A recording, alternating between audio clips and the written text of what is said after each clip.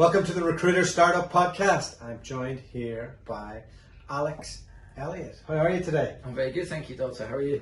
Yeah, I am very good, despite having to bicker a little bit with my wife here. How are you finding that? It's good. I'm, as I say, I'm a trained marriage counsellor, and I will side with Charlotte at every opportunity. So, Dead right. He's a smart guy, this guy. Okay, so tell us a little bit about yourself. Give us your, as the Americans would say, elevator pitch.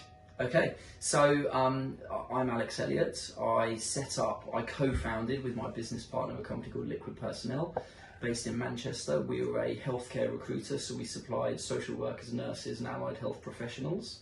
Over the course of 10 years, we grew that from scratch. So over the course of 10 years, we grew that business to 140 heads, 76 million revenue the year we sold. Jesus. The year we exited, and about 9 million NFI.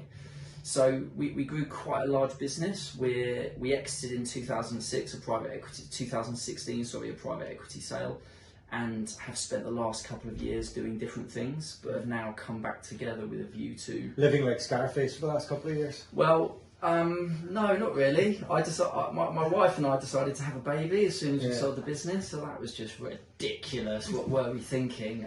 Instead of having a year off and just travelling around and loving life, we decided to have a baby and a newborn. So yeah, we were probably a little bit naive with regards to that. When I was in my digital nomad days, Sure.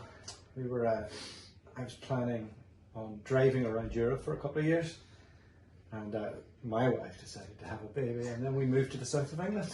So you just get told what to do, basically. I think you've figured that out from being in our company today. I think in business they call it equal business stature, and in a marriage they call it just being told what to do. So Liquid Personnel, we've established I don't know much about healthcare. Sure. So this is great. I'm going to be an expert on it by the end of this. Was that your first recruitment job? No. So I met John at a previous business that were a supplier of social work professionals. Mm-hmm. So contract social workers, 6 month average 9 month contracts, quite high pay rates. We got into that industry. It was both our first jobs in recruitment. Yeah. We worked our way up and effectively became the sales managers of a social work recruiter. Yeah. I was there for 2 or 3 years. 3 years, I think. John was there probably 6 months longer, and then we decided to set up for ourselves. Wow. What age were you? 20. I think I was 25, and John's about a year younger than me, so he was probably about 24. What year was that? 2006 we set up. Okay. Pretty ambitious decision for two young guys. How did that come about? I was asked this recently, and I think the answer I gave was probably quite true. It was probably over a pint. You just get talking, don't you? And I think the business we worked for were great. It was a really good company. They were ambitious. They were, that they had a compelling vision of the future, etc., etc. But at the same time, I think you reach a certain point where probably you have your own opinions on how you want to do things, and you want to set out on your own. So we probably you wanted to make bags and bags of money, and that as well. So we came together, and I think we had aligned values, an aligned vision of where we wanted to take the business. Yeah, I think we had key strengths, but also complementary skills. Yeah. So I think we saw potentially a good partnership there with regards to growing a business. Is he the operations and you're the sales? Pretty much, yeah. So we work well in tandem. I think John, my business partner, is a good salesman, and he can do the sales side, and to a degree I can do the ops side. Yeah. But we've kind of got our strengths which we play to. Okay. How do you go about that as young men affording to set up a contract business? So we just got an ID facility early on, so it probably wasn't as difficult back then to get an ID facility. So what's that for anybody who's So it's effectively someone buys your invoices and gives you an upfront payment with regards to the value of that invoice, and then on payment you get money back. So we got a facility which enabled us to grow quite quickly. Yeah. It was still tough from a cash perspective. It was, because actually you learn these things when you set up a business. We were growing too fast, so actually keeping that cash flow in the background positive was a challenge for us. Yeah. So it's a nice problem to have, but effectively we were probably growing a bit too quickly at the beginning, so we had to be able to ensure that we were keeping up with that cash. It must have been really exciting. given you didn't have a tremendous amount of experience, Mhm. you're young guys, did you have a set in stone model that you were going to implement? Or were you just going to copy the previous business, how they worked, or did you think, actually I have different ideas, this is what I want to do instead? Or has that evolved over time? I think a bit of both, Yeah. but like everything, it evolves over time. Is you make lots of small decisions, and it's about operational efficiencies. It's about having a strategy. It's about seeing the wood and the trees at the same time. So what's your long-term strategy? What's the plan? But also then focusing on your operational efficiencies and how you can improve and how you can get those marginal gains. So my rambling answer to your short question was probably a bit of both. Yeah, and did you get an NED early on, or was it just the two of you? Not early on. Yeah. We did over time. We brought advisors in, Yeah. and that was really helpful. So What did that process look like? Like, do they come in and goal set with you, or do they come in and like have a look at your books and where the money is and where the projected money is, and kind of give you a bit of a plan, or is it a bit of marriage counselling that I'm looking for? yeah, I think it depends upon the advisor. Yeah. So we didn't have a huge number of advisors come into the business, but we had a few, and I think they all had different strengths. Yeah. So some advisors will be more finance and output orientated. Yeah. Some will be more sales and input orientated. So I suppose if you're looking to bring in an NED, it's about understanding that individual and what they're going to bring to the table, their experience, their background, and how that's going to fit with where you're at as a business. Some advisors wouldn't be suited to start-up or early-stage businesses, and vice versa. Some wouldn't be suited to the more established organisations where it's more of an element of governance rather than, building momentum. What headcount did you get to before the GFC? Again, I was asked this recently and we couldn't actually remember, so it's all a bit hazy, but I reckon after 4 years we kind of came to the number of about 30 heads after about 3 or 4 years. So we started in 2006, so the GFC was 2009ish, Yeah. so I'm going to say roughly 30, maybe 20 to 30. Were you insulated in healthcare in that? No, so we were quite severely impacted. Was that the first time you really felt adversity? Very much so. Well, no, but probably the first time the market took a real swing, a punch in the face. So I think at one point our jobs were reduced by 50%. So we lost 50% of our incoming roles and opportunities. So that was a challenge with regards to what are we going to do. But I think we always had a very long-term focus. We tried to make decisions for the long term, and we actually doubled down. So we saw it as a real challenge for probably the foreseeable future, but we also knew that a lot of our competitors would make decisions based upon the immediacy of that event. So we decided to actually double down on recruitment, double down on training and development, double down on some of our marketing as well. So we really went for it, which enabled us by the time that situation had changed and things picked up again, we were really, really well positioned to ride that wave. Yeah, so you got through it anyway. We did. You seem to have a lot of foresight from when you were very young getting into this. Like, did you see, I was asking about the NED because not many people get the big exit. Sure. A lot of people, they kind of get to that 20-person office, maybe even a 35, and then they go back and then they go forward. Like, what was it that kind of kept you on track to get you to the point where you're like, this machine is not bigger than me? So when you say what kept us on track with regards to that long-term goal of exiting, Yeah. we always planned to exit. You knew from day one. We said from day one, Yeah. let's build a business to exit. But I think everyone probably kind of says that. Except for us, eh? Yeah. And bottlenecking us. And when you got to, like, when you got up to that certain stage, Yes.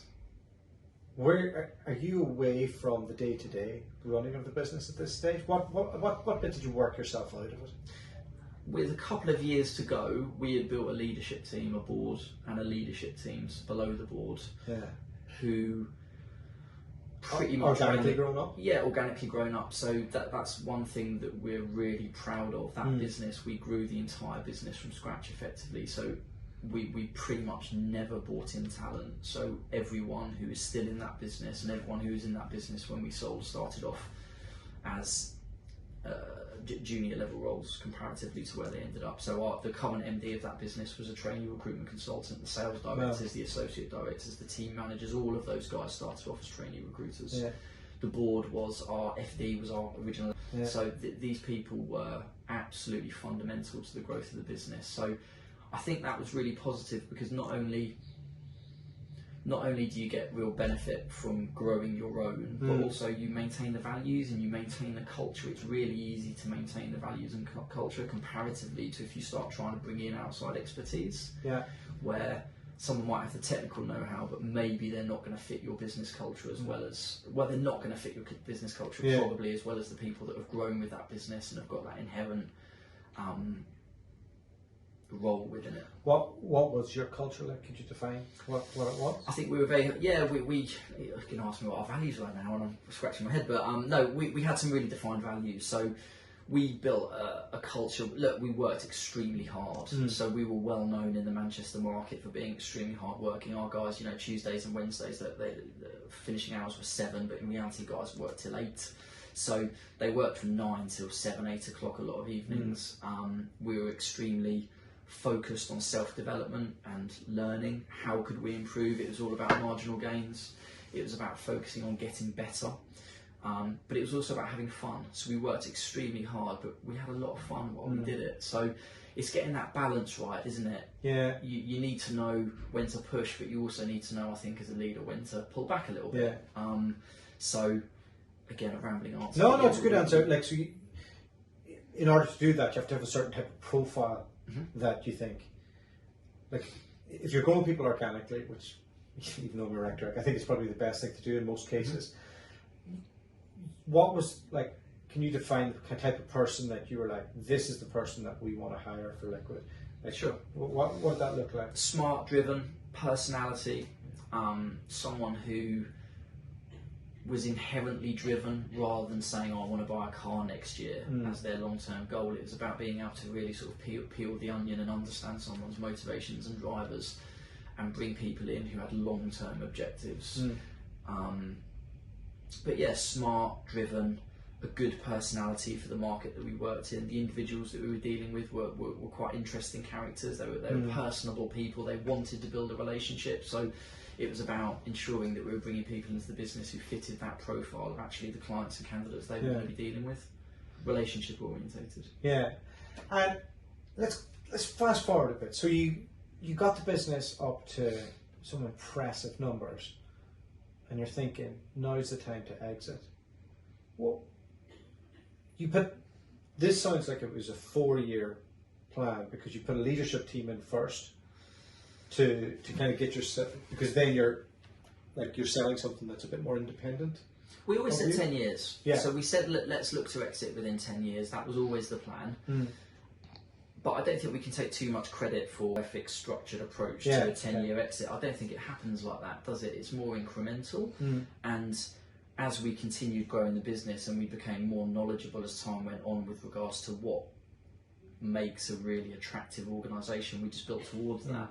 And we were always very aware that we needed to effectively try and make ourselves redundant. The business couldn't be reliant upon ourselves.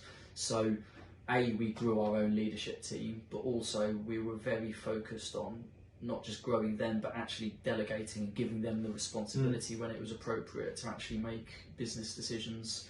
Did you have to turn up the heat a little bit when you were heading towards that exit? Like I come across a lot of businesses, and when they get to that point where they're like, we know we're selling, we're going to have to turn things up a bit to get to this figure. Genuinely, no.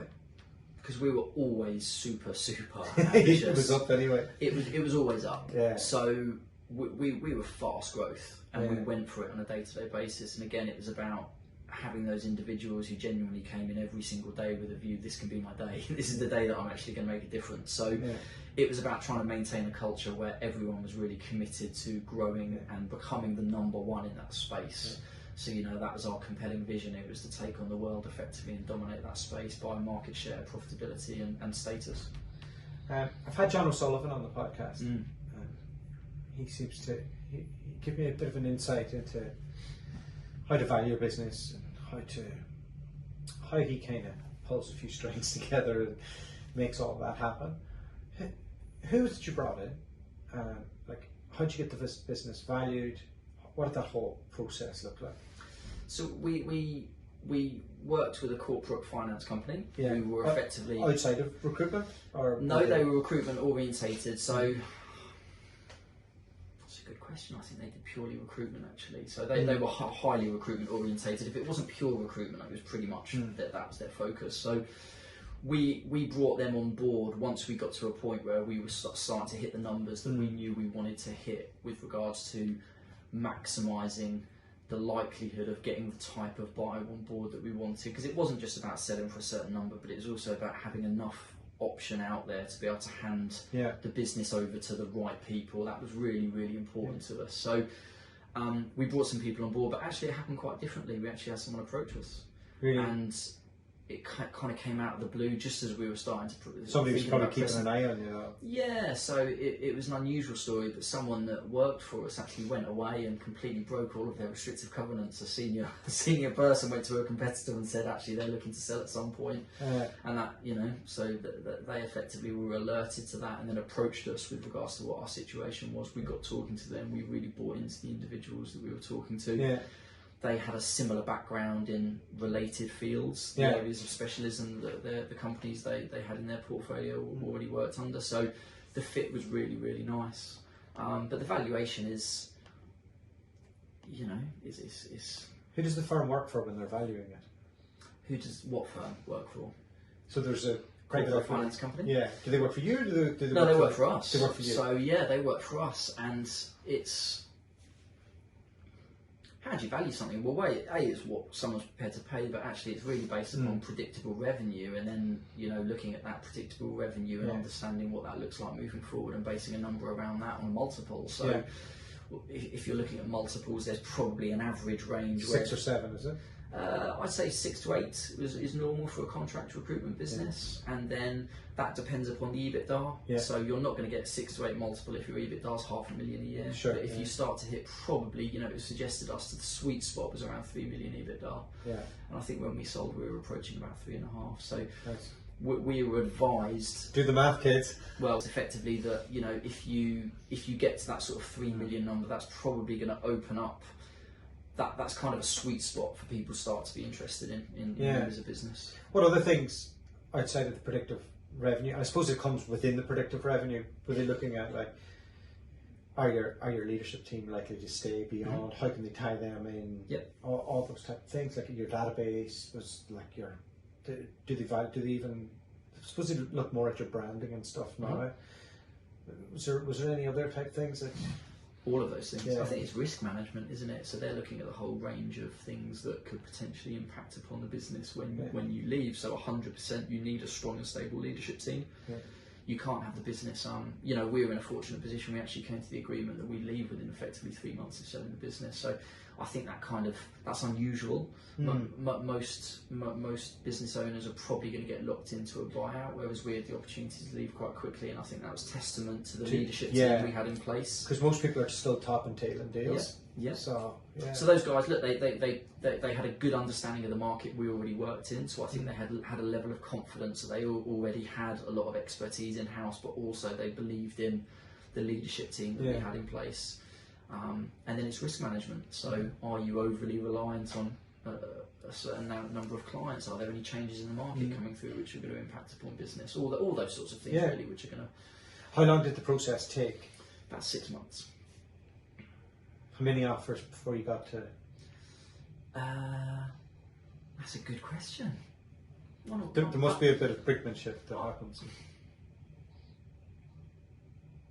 Yeah, I just think you just have general conversations around it, don't you? And you both want to be happy, but also you want to make sure. Look, it wasn't just about the numbers for us. It was also about ensuring the company was right, that we were going to hand our baby over to. So, we were assessing those guys as much at times as they were assessing us. That was really, really important. So it's not just purely you say this number, I say this number. It's quite a it's quite a sensitive process you're going through, isn't it? Because you've grown up with the people over 10 years that effectively you're going to be handing over to someone else when they take on responsibility for that business. So there was a lot to it, but yeah, there is an element of that back and forth. What did it feel like when it hit your bank account? Pretty amazing. What'd you do? I was in the conservatory of the house that I lived in at the time. I remember it quite well, and I was refreshing. And my business partner had hit his account about an hour earlier because he was with a different bank, and I was getting really annoyed. And I remember phoning up the corporate finance. Has he taken my share? No, I was phoning up the solicitor actually saying, "Why isn't it in my account?" Yeah. And I could tell he was getting a bit annoyed with me. He's kind of like, "Look, it'll be there when it's there," but you know, when you're in that emotional state, you're probably not. Your wife and stuff all around waiting for it to hit. Yeah. So, look, it's hits. amazing. It's amazing, but it's the realization of a journey, and the key, I think, is that it's the process you go through, which is the really rewarding bit. Don't get me wrong, that bit at the end is amazing, but it's also the process of building something you're incredibly proud of. Yeah, sure. That makes an impact upon the universe within which you work. You know, that brand was and is known as a premier brand within the space that it works. It's the market leader. It's anyone within that space who knows who that company is, and I would like to think there's a lot of time and respect for that business, whether they're a competitor or not. So it's the feeling of reward you get, I think, that's really important building something like that. So you get the big exit, still a young man. You're probably my age. I'm 40 now, so I exited. He's when older. There we go. No, I exited when I was 30, just before I turned 37. Wow. Okay. It's really young to have an exit like that. That's great. Well, what did that feel like, that downtime? Because you were effectively, you sell something like that and they say you stay away from the industry now for a little bit, right? A couple of years, 3 years? 3 years. 3 years. Well, within reason. Obviously, there's certain restrictions in there which are completely understandable as well, because you know that's only fair, really. Most of the restrictions that are in place, but there's 3 year restrictions where obviously I'm not going to go and set up a competitor or start trying to take staff and stuff like that. How do you make sure you don't drink yourself to death in those 3 years? Stop drinking is a good start. That's what I did a few years before, so no, that's a good start actually. Just don't drink. But do that every couple of months, to be honest. Yeah. So no, this is my Irish roots as well, dualta. So no, definitely. I stopped about 5 years ago actually. So I enjoyed recruitment. It was good, but there does come a point when you've got to start behaving. Yeah. So look, it's a big transition to go through when you start your business, because you go from. Does your phone just stop? Kind of. My phone's going all day long. Sure. I wonder what that would feel like for just a... Look, we were both in a fortunate position where we built a leadership team, and more responsibility over time got handed over to those guys until the end, where effectively they were running the business. So it wasn't like it just went from one thing to a complete opposite, but there's still a big transition you go through, where you go from being the centre of something quite big and important, and there's lots of stuff around you to support you. Sure. And then all of a sudden you're on your own, and you've got to try and figure out why your printer isn't working, and you haven't got an IT guy to phone up and say what's going on and all those sorts of things. And you're changing nappies as well. Yeah. That's challenging. So there's a big transition that you go through. Yeah. And we all get back on the horse sooner or later. Did you know what the horse was going to be then? Did you know what you're going to be up to now? Is that something that you've had to weigh up over time? You probably buy a few houses, you probably think, oh, I'll try this, I'll try that, and then you're like, you must miss the buzz a little bit, because you had that buzz for 10 years, and it was like, it's as intense as you're going to get. So when you came back this time, you decided that you're going to do a slightly different journey. Can you walk us through what you're up to now?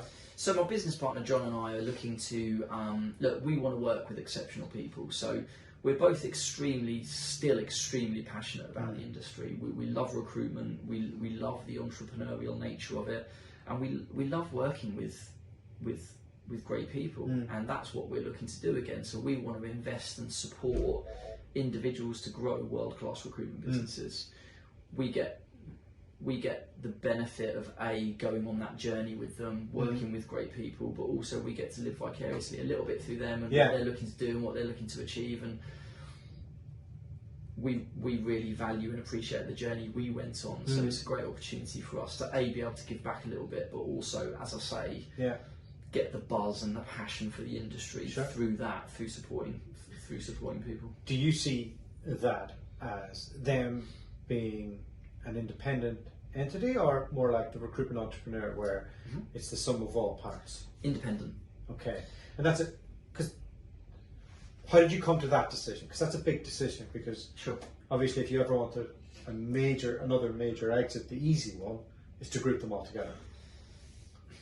No, that's right? the sell. Yeah. That's the sell. Yeah. And I think it's quite a compelling sell. Yeah. Look, group all these companies together. We'll get it'll be a bigger EBITDA. Sure. We've got all these companies together, and then we can sell for a higher multiple, and everyone benefits from that higher multiple. Yeah. I think if you peel under the bonnet, I think it's not quite as simple as that.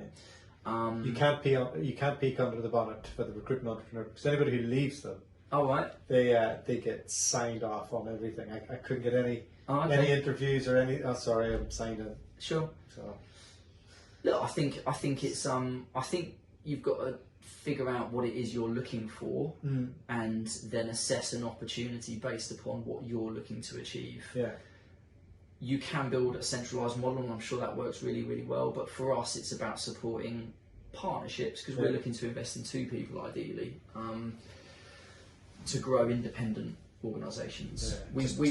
We don't want to have we want to be business partners with people. We don't want to be their boss. We don't want employees. We want business partners. So we want to support individuals to grow their own businesses rather than being effectively a franchise of a larger organisation. Yeah, makes sense. Who are the people? Who are they? Ambitious individuals with really strong sales backgrounds within recruitment, within specialist niches, who've also got experience of building and leading high performance sales teams. Yeah. So look, there's more to it than that, but that's probably a starting point of the individuals we're looking for. And as I say, partnerships, we've seen the value. When you're looking to grow something particularly big, we've seen the value of two people working together and dedicating their resources to that. And we also know the value of having individuals who've got that shared values, that shared vision, but the complementary skill set which is going to enable them to look. Not everyone's perfect. Very few people have got all the required skills to be able to grow a business. So for us, we see the value in investing in partnerships. Yeah. Are you going to stick within what you know, or because you're obviously a guy that's listening to great podcasts out there and upskilling your knowledge on other verticals and all the rest? Who are you after? Are you after like just healthcare, or are you thinking maybe the energy sector looks good right now, or the pharma sector looks good, and tech is always good? Sure. We're really agnostic with regards to the sector. So no, we are very open. Look, we like candidate-driven markets. We like markets with global expansion opportunity. There are a few things that we'd look for, but we're pretty open with regards to the markets that we're considering. And I'd say it must be tricky picking what that person is specifically like. Like, do you have a vision in your head? Like, have you talked to a lot of people already in order to figure out if there's a fit? I've spoken to a lot of people, and what are you looking for? Well, first and foremost, there has to be chemistry. There has to be a values fit. I talk about values a lot, but that's super important. You're entering a relationship that could last for 10 plus years, so you need to get that stuff right. You need to make sure that the person you're going to work with, you genuinely are bought into. You get on, and vice versa, they're bought into you. So it needs to be a relationship that's going to work in the long term. You're looking for people who are confident but also humble. You're looking for people who have an internal locus of control, who take responsibility for their own lives. You're looking for people who are intelligent. It's about identifying the type of individual that's probably going to be successful. And look, the reality is we're looking to invest in people who could probably grow good recruitment businesses on their own.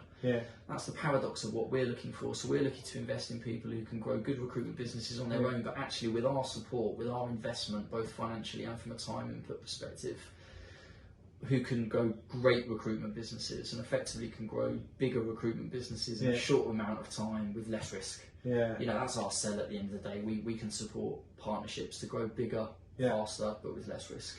When I visualize that person in my head, I see senior billing managers and maybe directors of scalable recruitment firms. Yes. I don't see somebody who's working at a boutique. I don't see maybe somebody who's been in the industry a long time and done lots of different things. I think That's just me as a rec figuring, just fit on what suits. You definitely want someone on the upward curve, don't you? We were talking about this beforehand, so I think that's important. Because it's bloody hard. It is. Yeah. I think the boutique thing, I'm not so sure. I think it depends is the answer to that. Like with a lot of things in business, it depends. If somebody works in that big corporate environment, and again, we were kind of touching on this previously, and everything's spoon-fed to them. Yeah. Are they going to be the individuals who, when they go out then and do it into a startup environment, are they going to be best suited? It's going to be a bit of a challenge for them, going through that process again of not having that big brand behind them and that big corporate structure and everything taken care of, enabling them to focus purely upon one specific aspect of the job. So, I think there's pros and cons to both. Knowing some of the other people who do what you do now, it seems like they do go for usually S3 businesses, or people who come from businesses that came from that. Sure. Because that model's repeatable, it's scalable. Proven processes, right? Yeah. It's so important to be able to say these are the proven processes that we know work, and it's about being able to predict what the future looks like as best you can, and make logical, evidence-based decisions based upon doing something now and what the return on that in the next year to 3 years is going to look like. One of my mates' bosses has a company like that. It's one big major company, and then he's got a couple of other smaller ones. Okay. And his life sounds pretty good. So I think you're like he'd fly for his meeting he'd fly for his meeting in Hong Kong with the team and all that. And then he'd go to Dublin and do all that, and then he'd be in Australia. Sounds amazing. Yeah, no. Is that what you visualise? Do you think that there'll be international hubs and global expansion opportunities are important to us? I think that where recruitment is at now, I think you've got to be looking international. So that's definitely of interest. And you're pretty confident that recruitment's going to be continuing on this upward curve that it's been on. And I think like any sector or any industry, I think there'll always be bumps along the journey. But sure, I don't think recruitment's going anywhere now. Yeah, fingers crossed anyway. Okay, well, where can people find you? How can they get in touch with you? And how can they reach out to you? So LinkedIn is probably the best place. So Alex Elliot, 2 L's, 2 T's. All right, great stuff. Thanks so much, Alex. Dualta, great to meet you. Thanks for your time.